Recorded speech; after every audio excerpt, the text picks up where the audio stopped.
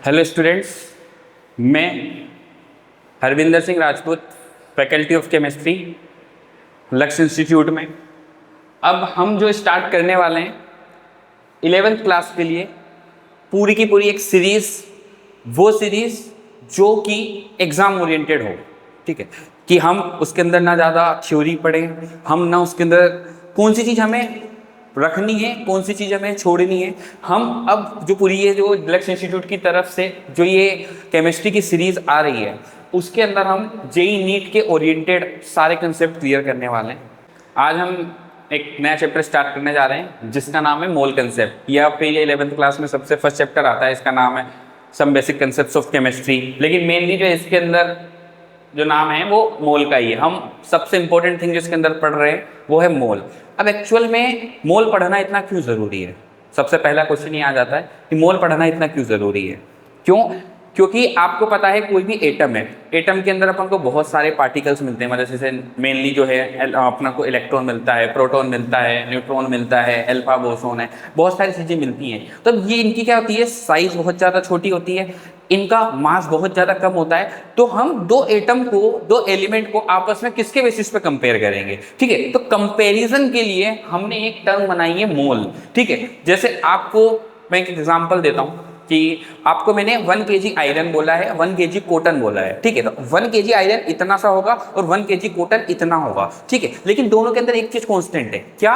1 kg equals to 1000 ग्राम। ठीक है, तो वैसे ही यहां पर क्या होता है, मोल, चाहे वो एक मोल किसका हो, एक मोल हो मेरे पास हाइड्रोजन का, या फिर एक मोल हो मेरे पास ऑक्सीजन का। एक मोल के अंदर 6.022 इंटू 10⁻23 एंटिटीज प्रेजेंट होती है। ठीक है, इसमें भी क्या होगा, 6.022 इंटू 10⁻23 एंटिटीज प्रेजेंट होती है। ठीक है, एक मोल किसका हो, ऑक्सीजन का हो, चाहे वो एक मोल हाइड्रोजन का हो। तो हम इस हिसाब से क्या करते हैं, यहाँ पर मोल को पढ़ते हैं। और मोल की इंपॉर्टेंस इसी वजह से है कि हम एलिमेंट्स को on the basis of their physical, मतलब पार्टिकल्स कौन कौन से प्रेजेंट होते हैं, हम उनको कंपेयर कर पाए। ठीक है, तो फर्स्ट थिंग जो हम मोल में अंदर क्या क्या पढ़ने वाले हैं वो जान लेते हैं। मोल के अंदर हम सबसे पहले पढ़ेंगे भाई मैटर क्या होते हैं, मैटर कितने टाइप के होते हैं। ठीक है, फिर जो अपने एलिमेंट्स हैं वो किस तरीके से कंबाइन होते हैं, मतलब कुछ लॉज हैं, लॉ ऑफ केमिकल कॉम्बिनेशन के कुछ लॉ हैं, 4 से 5 लॉ हैं।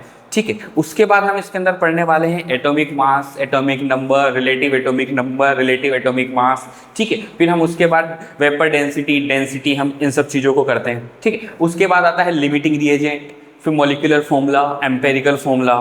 देन हम इसके अंदर जो लास्ट में पढ़ते हैं वो आता है हमारा कंसंट्रेशन टर्म्स।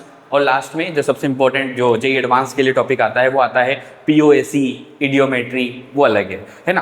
तो हम इस पूरे के पूरे चैप्टर में हम यही पढ़ने वाले हैं कि हम एलिमेंट्स को किसके बेसिस पे कंपेयर करें।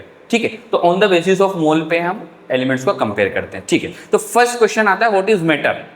ठीक है, मोल पढ़ने से पहले जो फर्स्ट क्वेश्चन आता है व्हाट इज मैटर। तो मैटर क्या होता है? देखो, नेचर में जो भी चीज एग्जिस्ट कर रही है सब मैटर है ना।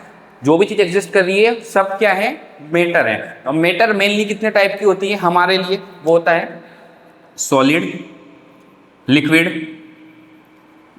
गैस।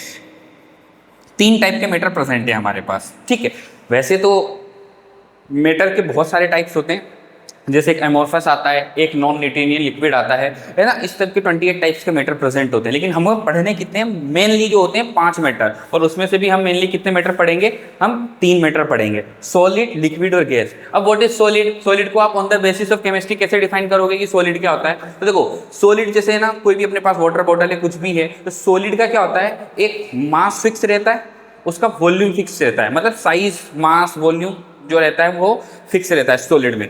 अब लिक्विड में क्या होता है, उसका वॉल्यूम फिक्स रहता है, लेकिन उसके जो है अपना क्या होता है, साइज जो होती है वो डिफरेंट हो सकती है। जैसे आपने समझो कि आपने एक ग्लास के अंदर 1 लीटर पानी रख रखा है, फिर आपने उसको एक प्लेट में रख दिया, तो उसकी शेप चेंज हो गई, बट उसका जो वॉल्यूम है 1 लीटर 1 लीटर ही रहेगा। ठीक है, अब गैसेस क्या होती है ना, गैसेस में उसका वॉल्यूम फिक्स होता है ना, गैसेस में उसका क्या होता है, अपना साइज फिक्स होती है। मतलब वो गैसेस हैं, अब 1 किलो आप ऑक्सीजन को एक सिलेंडर में भी फिक्स कर सकते हो, और 1 किलो ऑक्सीजन को आप पूरे रूम के अंदर भी स्प्रेड कर सकते हो। ठीक है, तो उस तरीके से हमारे पास 3 टाइप के मैटर होते हैं, सॉलिड, लिक्विड, गैस। ठीक है, इसके अंदर हम या भी तो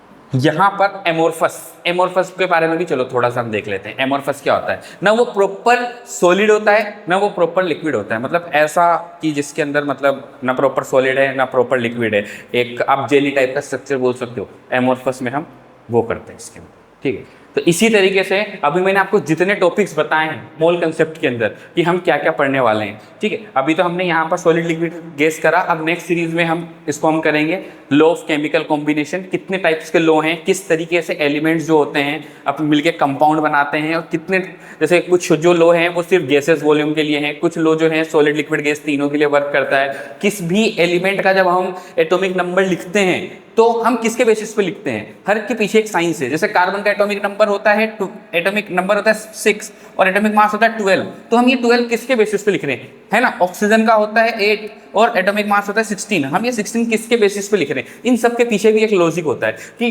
हम इनको कैसे लिख पा रहे हैं, हम किसके बेसिस पर कंपेयर कर पा रहे हैं, ठीक है। तो ये सारी चीजें हम अब मोल कंसेप्ट की जो जितनी भी सीरीज आएगी हम एक एक करके इसके अंदर टॉपिक क्लियर करते हुए चलेंगे और देन पढ़ते हुए चलेंगे। Okay, thank you.